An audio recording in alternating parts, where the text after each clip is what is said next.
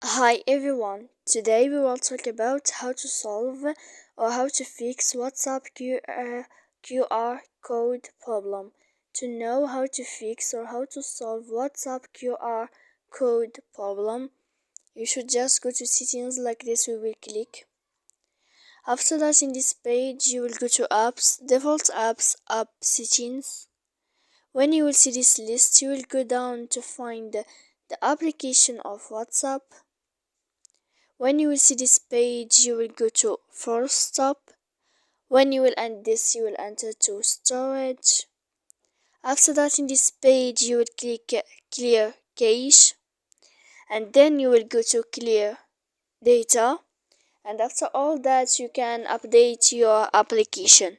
So please don't forget to support us by like and subscribe. See you next time in another video.